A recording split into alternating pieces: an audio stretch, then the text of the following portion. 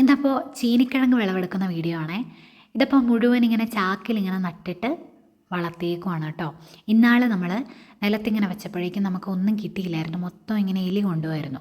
അതുപോലെ ഇങ്ങനെ പടർന്നങ്ങ് പോകും കേട്ടോ. അങ്ങ് പടർന്നങ്ങ് പോയി കഴിഞ്ഞിട്ട് മുഴുവൻ ഇങ്ങനെ എലി വരുവേ. അത് ഈ തുരപ്പനെലി ഉണ്ടല്ലോ, അപ്പോൾ അടിയിലൂടെ ഇങ്ങനെ വന്നിട്ട് മുഴുവൻ ഇങ്ങനെ തുറന്ന് വെക്കുവാണ് കേട്ടോ. അപ്പോൾ മണ്ണൊക്കെ ഇങ്ങനെ തുറന്ന് വെച്ചിട്ട് മുഴുവൻ ഇങ്ങനെ അവിടെ ഇങ്ങനെ പുത്തായി പോവുമായിരുന്നു. അതുകൊണ്ട് നമ്മൾ കഴിഞ്ഞ പ്രാവശ്യം ഇങ്ങനെ ചാക്കിലിങ്ങനെ നട്ടു വെച്ചു കേട്ടോ. അതാകുമ്പോൾ വേറെ എലിയൊന്നും ഇങ്ങനെ കൊണ്ടുപോകത്തില്ല, നമുക്ക് കിട്ടുകയും ചെയ്യും. അങ്ങനെ നമ്മൾ ചാക്കി നട്ടു വെച്ചാണേ. അങ്ങനെ ചാക്കി നട്ടു വെച്ചപ്പോൾ നമുക്ക് ആദ്യത്തെ ഒന്ന് പറിച്ച് നോക്കിയപ്പോഴത്തേക്കും ദാണ്ടേ നമുക്ക് ഇത്രയും വലുത് കിട്ടി കേട്ടോ. അത് നമ്മൾ എടുത്തു കഴിഞ്ഞ ഉടനെ തന്നെ അതിൻ്റെ തണ്ട് എടുത്തിട്ട് നമ്മൾ വീണ്ടും ആ ചാക്കി തന്നെ ഇങ്ങനെ കുഴിച്ച് വെക്കുവാണേ.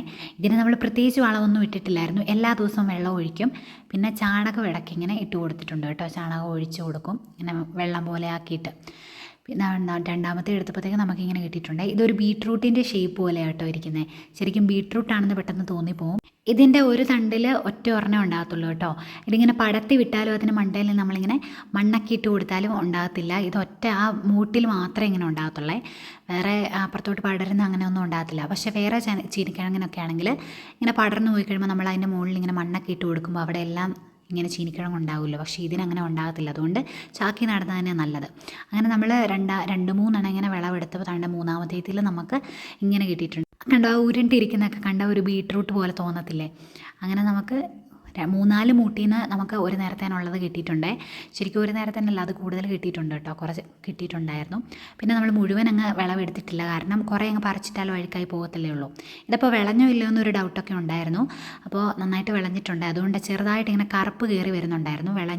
നന്നായിട്ട് വിളഞ്ഞിട്ടുണ്ട്. അതുകൊണ്ട് ആ കറുപ്പ് കയറി ഇങ്ങനെ വരുന്നത്. അപ്പം ഇപ്പോൾ പറിച്ചാൽ നന്നായി. ബാക്കിയുള്ളത് പിന്നെ അടുത്ത ദിവസങ്ങളായിട്ട് പറിക്കും. അപ്പോൾ നമ്മൾ 3-4 മൂടിൻ്റെ പറിച്ച് കഴിഞ്ഞപ്പോഴേ നിർത്തി. ബാക്കി നമുക്ക് പിന്നെ പറിക്കാം. അങ്ങനെ വിളവെടുത്ത് കഴിഞ്ഞപ്പോഴേക്കും നമ്മളത് കഴുകിയെടുക്കുക. മുഴുവൻ ഇങ്ങനെ മണ്ണായിരുന്നല്ലോ. അപ്പോൾ അത് കഴുകി അതിൻ്റെ പുറത്തുള്ള ആ മണ്ണ് മുഴുവൻ നമ്മളെടുത്ത് കളഞ്ഞിട്ടുണ്ട്.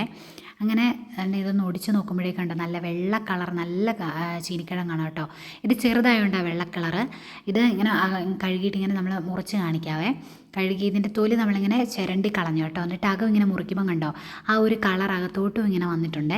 വെള്ളയും പിന്നെ പുറത്തെ ഒരു കളറ് ചെറുതായിട്ട് ഇങ്ങനെ അകത്ത് വരെ ഇങ്ങനെ ഉണ്ടാകും കേട്ടോ.